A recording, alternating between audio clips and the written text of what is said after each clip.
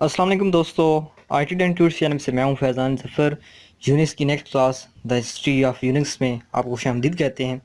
Unix का पहला version 1969 में बेल लेबॉरेटरी में कैम थॉमसन के रिसर्च ग्रुप ने PDP-7 सिस्टम को इस्तेमाल करने के लिए बनाया। इसके कुछ अरसे बाद ही डेनिस रिची भी इनके ग्रुप में शामिल हो गया, जो सी लैंग्वेज, जो एक हाई लैंग्वेज है, उसका बानी था।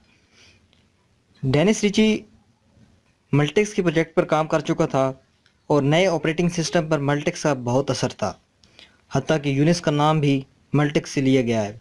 इसके अलावा और भी चंद खुसूसियात को मल्टेक्स से बराह रास्त लिया गया है, जैसे फाइल सिस्टम का बुनियादी निज़ाम, कमांड इंटरप्रेटर यानी शेल का यूज़र के प्रोसेस के तौर पर काम करना, हर कमांड के लिए अलग प्रोसेस का इस्तेमाल करना, एक करैक्टर को ख़त्म करने के लिए हैश का इस्तेमाल और पूरी लाइन को ख़त्म करने के लिए ऐड का इस्तेमाल, और इसी तरह की बहुत सी खूबियाँ मल्टेक्स से ली गई हैं।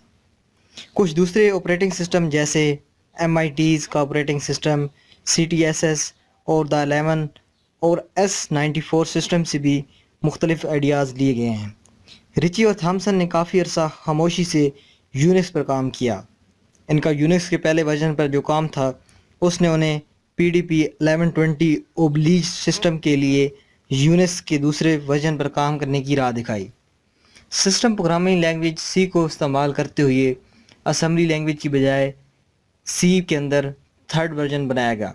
सी को बेल लेबॉरेटरी के अंदर यूनिक्स को सपोर्ट करने के लिए बनाया गया था।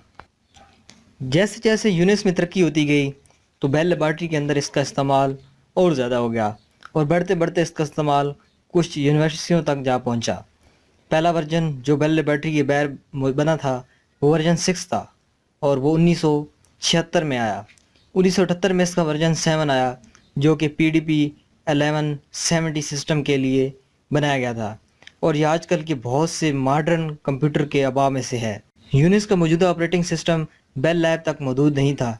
जैसे जैसे यूनिक्स मशहूर होता गया तो ये मुख्तलिफ कंप्यूटर्स और मुख्तलिफ सिस्टम पर चलना शुरू हो गया। आई होप यूनिक्स की बेसिक हिस्ट्री के बारे में आपको पता चल चुका होगा। नेक्स्ट वीडियो के अंदर हम इसका डिज़ाइन प्रिंसिपल को जानेंगे, तो जुड़िए रहिए हमारे चैनल IT एंड टूर्स के साथ। तब तक के लिए अल्लाह हाफिज़।